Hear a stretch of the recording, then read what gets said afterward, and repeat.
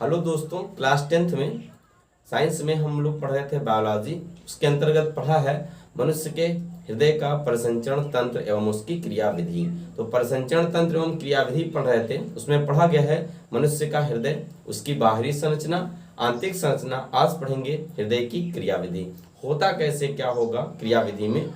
जो मनुष्य का हृदय होता है उसका काम क्या होता है कि शुद्ध रक्त को शरीर के समस्त अंगों में क्या करना, पहुंचाना, और शरीर के समस्त अंगों से अशुद्ध रक्त को प्राप्त करके उसका क्या कराना, शुद्धिकरण कराना, ये काम होता है। होता कैसे होगा, तो हृदय में कितने कक्ष पाए जाते थे? 4। दायां अलिंद, बायां अलिंद, दायां निलय और बायां निलय।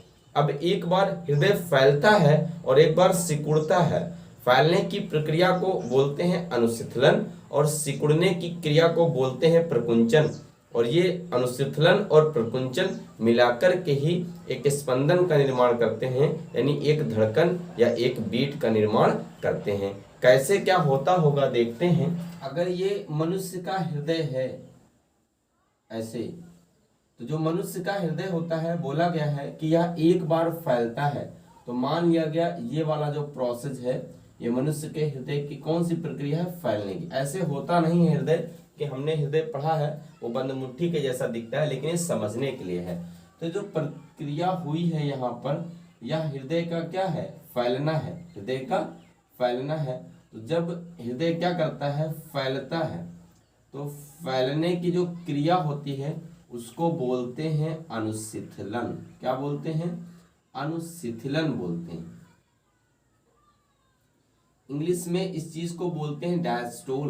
क्या कहा जाता है? डायस्टोल कहते हैं।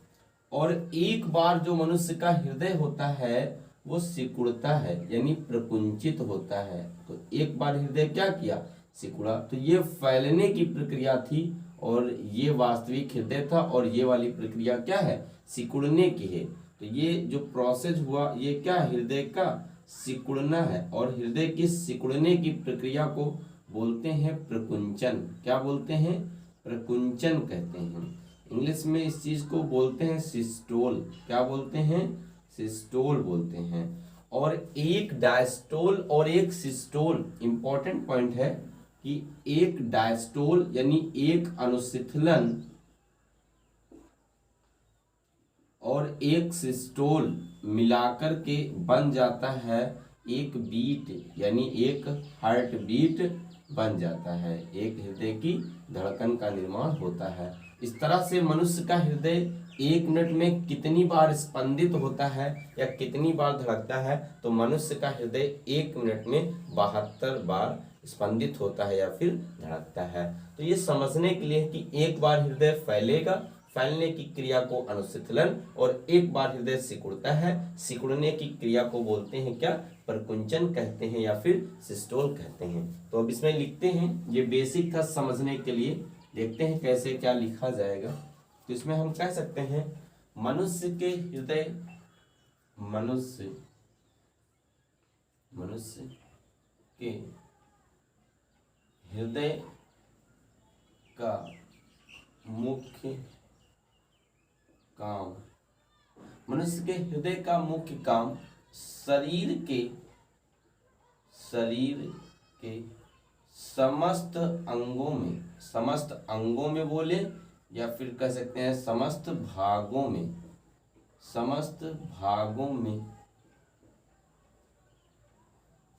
रक्त को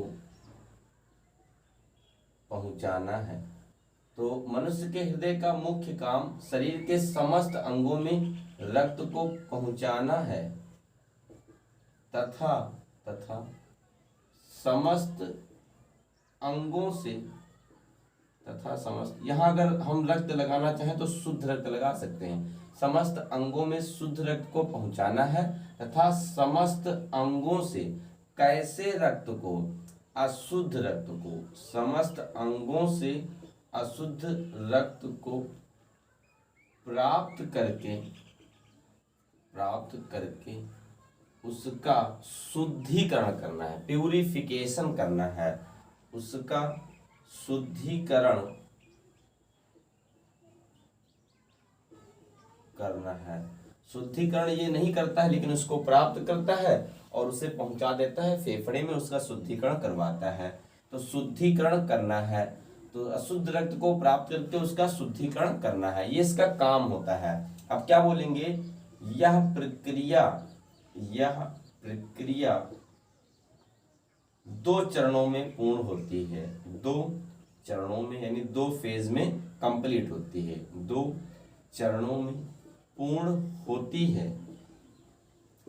वो 2 चरण कौन कौन से हैं? पहला हमने पढ़ा है वो क्या हो जाएगा, अनुशिथिलन। क्या है? अनुशिथिलन। और जो दूसरा है वो क्या हो जाएगा, प्रकुंचन। प्रकुंचन। अनुशिथिलन को बोलते हैं क्या, डायस्टोल बोलते हैं, और इसको बोलते हैं क्या, सिस्टोल बोलते हैं।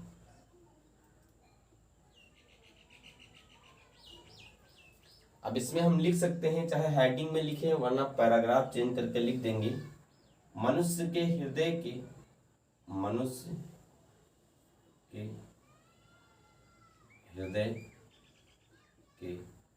फैलने की क्रिया,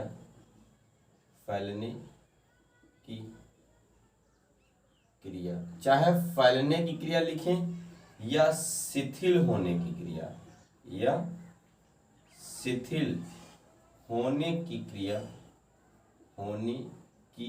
क्रिया क्या कहलाती है, अनुशिथिलन कहलाती है। अनुशिथिलन कहलाती है।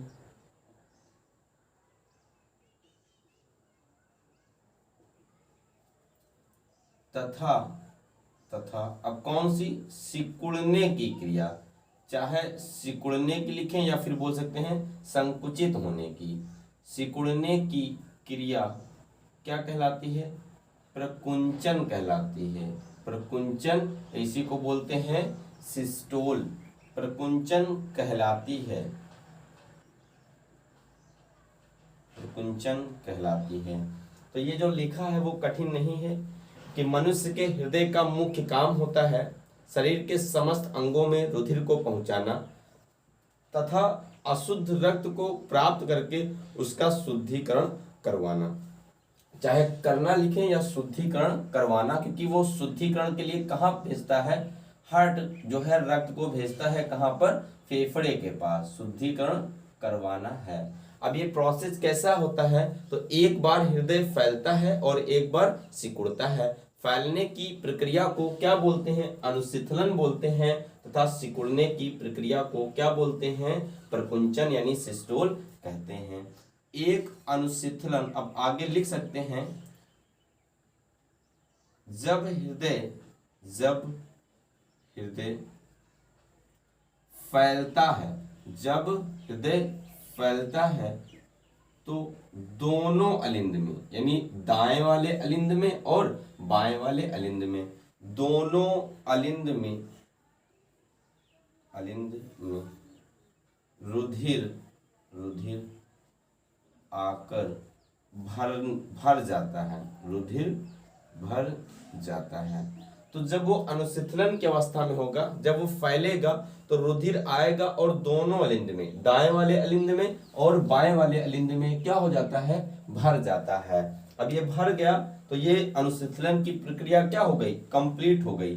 तथा जब प्रकुंचित होता है, जब प्रकुंचित होता है, यानी जब कौन सी प्रक्रिया होती है, सिस्टोल प्रक्रिया होती है। जब प्रकुंचित होता है तो रुधिर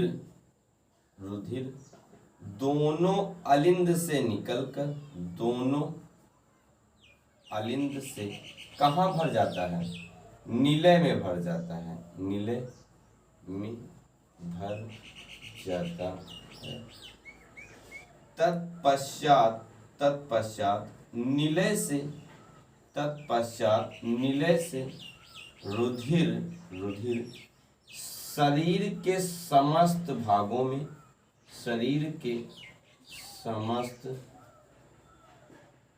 तत्पश्चात निलय से रुधिर शरीर के समस्त भागों में, बाकी इधर लिख दिया जाता है, समस्त भागों में भेज दिया जाता है।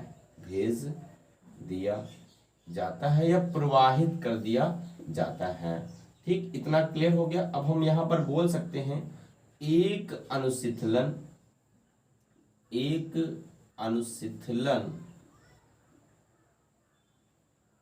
तथा एक प्रकुंचन यानी सिस्टोल, एक डायस्टोल और एक सिस्टोल मिलकर एक स्पंदन या बोल सकते हैं एक धड़कन यानी वन हार्ट बीट, एक धड़कन का निर्माण करते हैं।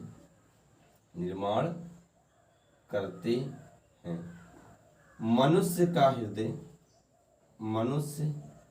ये क्वेश्चन आया है कि मनुष्य का हृदय 1 मिनट में कितनी बार स्पंदित होता है या धड़कता है। मनुष्य का हृदय 1 मिनट में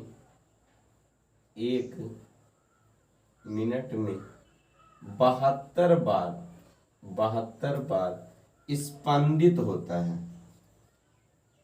स्पंदित होता है।